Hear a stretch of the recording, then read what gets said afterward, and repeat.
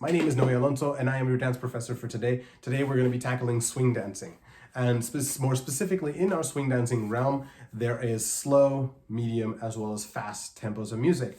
Normally for me, that's associated with different styles of dancing the same exact thing. So for me in Latin ballroom realm, we have rumba, salsa, and cha-cha.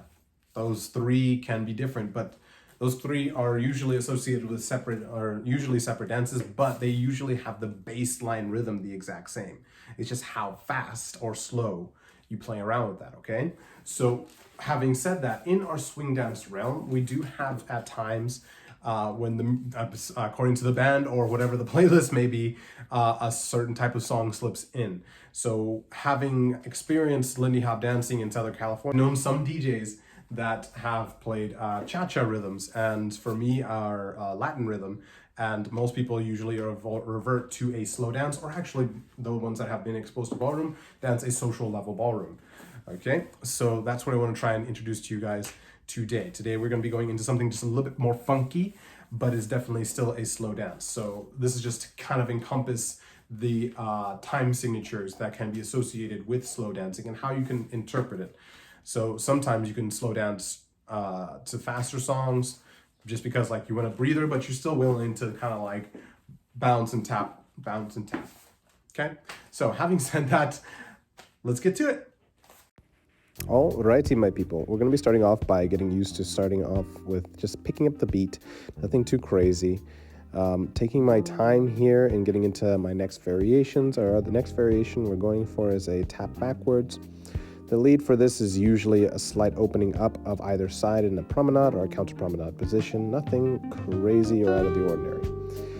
Now with initiating walking steps, any walking step can have a little bit of a curvature to it or a rotation. What I'm going to be adding at the end of this is a side step. So a side to a tap, then continue my forward or continue my backwards walk, depending on which side of this little box I created is.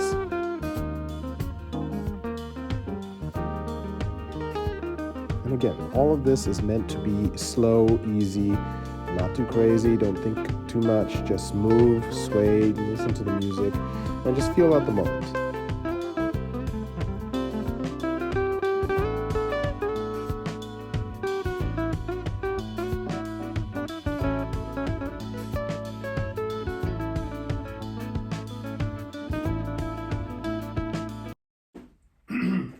So guys, for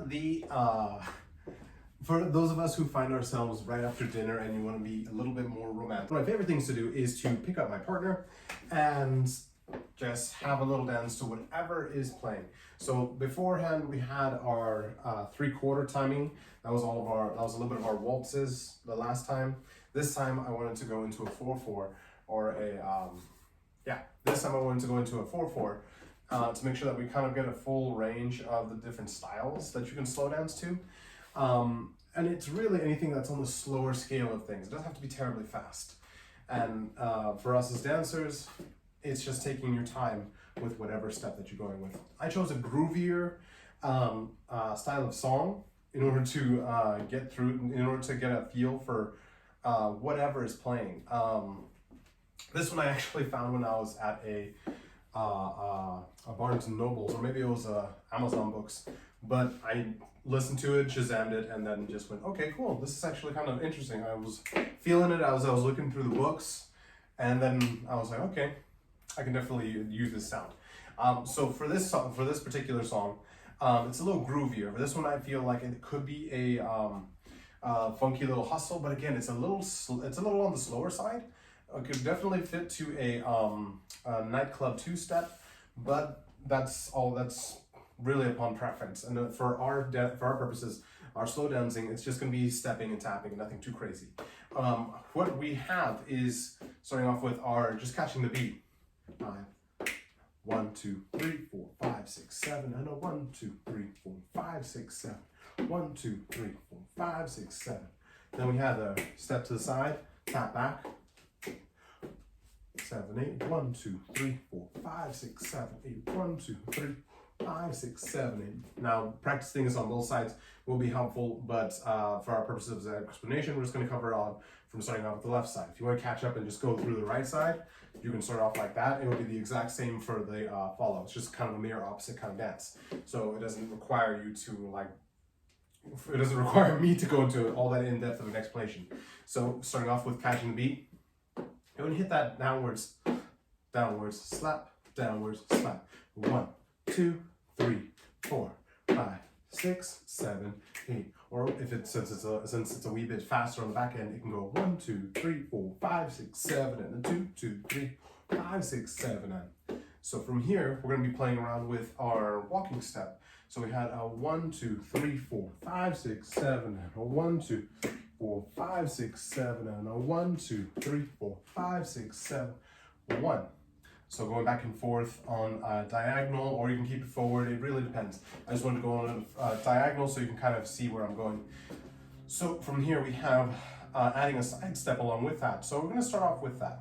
We have a side tap, forward tap, side tap, back tap, and then side tap to start over again. The counts for this is going to be a 1, 2, 3, 4, 5, 6, 7, and a 2, 2, 3, 4, 5, 6, 7, 1, 2, 3, 4, 5, 6, 7, and a 1, 2, 3, 4. So take your time in getting into this step. So you have a 1 tap, 2 tap, 3 tap, 4 tap, 5 tap, 6 tap. So it's 6 steps on the side, but 6 taps in the middle as well. So when you go from there, it's a 1 tap, 2 tap, 3 tap, 4 tap, 5 tap, 6 tap, 7 tap. So you can start off at 7, you'll be starting over. That'll be the steps. That's nothing too crazy, I don't think. So you want to pick up slow dancing and don't know where to start. I've been going over a couple of different ways in how to go about slow dancing. There's just the simple walks, the simple walk taps. Nothing too crazy. This is all stuff that I'm taking from multiple different sources in my own experience and kind of coming up with something that I would probably do that's not too complicated that you can get really anybody to follow. This style of dancing is kind of dependent on what style of music or what tempo of music that you're listening to.